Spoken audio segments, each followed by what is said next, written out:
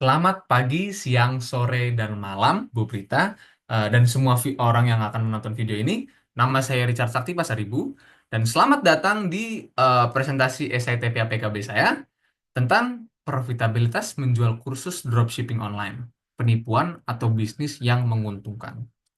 Nah, sebelumnya cerita sebentar, ya kan. Ceritanya nih, saya uh, lagi scrolling YouTube Shorts, ya kan, gak punya TikTok. Terus ke sana scrolling, ada video orang bawa mobil mewah, hari itu dia menghasilkan 3.000 USD. Banyak dong. Besoknya lagi 4.000 USD. Banyak dong, ya kan? Lebih banyak dari bulanan saya. Tapi ya udahlah, gak apa-apa. Scroll lagi. Besoknya lagi reels selanjutnya ada orang yang dropshipping dari hari 1 sampai hari akhir tahun 1,6 USD. Banyak banget dong, ya kan? Nah, saya lihat description-nya, kursus dropshipping, menjual kursus dropshipping. Ini apaan sih? Ya kan, penasaran dong. Kalau misalnya Bu Prita atau penonton mengalami peristiwa yang sama, komentar di bawah. Tapi intinya latar belakangnya ini adalah kursus dropshipping lahir dari media sosial dan e-commerce. Terkadang dipasarkan sebagai get rich scheme. Jadi kayak bisa mendapatkan banyak uang dalam jangka waktu yang pendek. Tapi dengan premis seperti itu, pasti orang yang punya pikiran logis gitu ya, ragu dong. Ini pasti ada apa-apanya gitu kan. Dropshipping ini sebenarnya bisa menguntungkan nggak sih? Nah, presentasi ini, esai ini akan melihat apakah sebenarnya kursus dropshipping ini profitable atau enggak. Apakah ini bisa menghasilkan banyak uang? Is this legit? Tapi sebelumnya kita harus mengerti dulu sebenarnya dropshipping itu apa. Dropshipping itu apa? Pada intinya adalah cara bagi penjual untuk memberikan produk kepada pelanggan tanpa menyimpan inventaris. Dalam proses dropshipping ada tiga pihak, supplier, seller, dan customer. Seller tugasnya adalah menyambungkan supplier dengan customer. Customer ya membeli produk dan supplier membuat produk. Saat customer membeli dari seller, seller menghubungkan ke supplier, supplier membuat produk kasih ke seller, seller kasih ke customer. Jadi dia tidak menyimpan inventaris. Artinya satu, high profit margin. Dia nggak megang resiko. Dia nggak megang pabrik dan dia nggak megang barangnya. Jadi pasti banyak profitnya gitu. Dua, low entry barrier. Untuk membuka bisnis dropshipping yang diperlukan adalah laptop, internet, udah murah dong, ya kan? Simple, simple and makes a lot of money, banyak uang. Jadi eh, bisa dilihat dari sini pertumbuhan pasar dropshipping. Banyak sumber menunjukkan pertumbuhan rapid dropshipping dalam beberapa tahun terakhir dan tahun-tahun yang akan mendatang. Beberapa laporan memprediksi pasar bernilai sekitar 1,9 triliun dolar pada tahun 2032. Artinya ini sebenarnya marketnya ini bertumbuh terus gitu.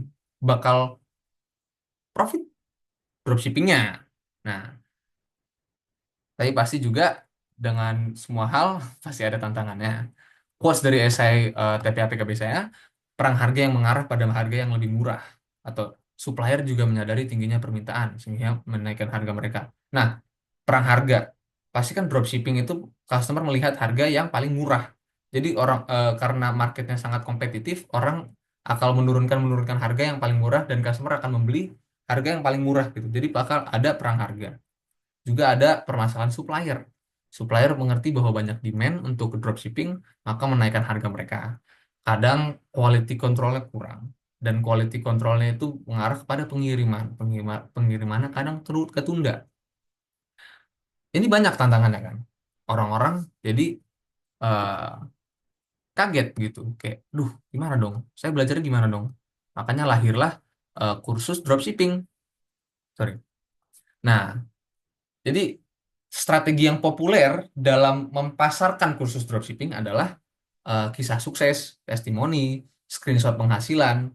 Ini tuh untuk menarik customer kayak, sini loh dropshipping itu menarik loh, bisa menguntungkan loh, ya kan? Kadang menjanjikan mereka itu bakal ada keuntungan banyak gitu, profit yang banyak.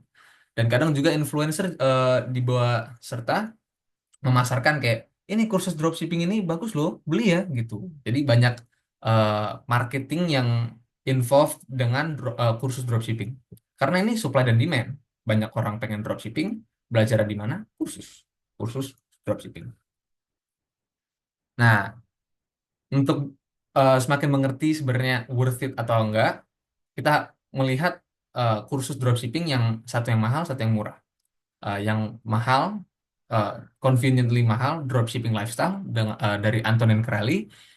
Dan yang murah, The Complete Shopify Dropshipping Masterclass 2025 dari Shopify. Nah, ini analisisnya. DSL, dia jumlah penggunanya itu sekitar 15.000 pengguna, dan juga harga minimum kursusnya itu sekitar 4.000 USD. Jadi estimasi pendapatannya itu sekitar 60 juta USD secara bersihnya. Dan untuk TCSDM, jumlah siswanya itu 32.500 siswa, sekitar segitu. Dan harga kursusnya itu adalah 15 USD. Estimasi pendapatannya sekitar 500.000 USD.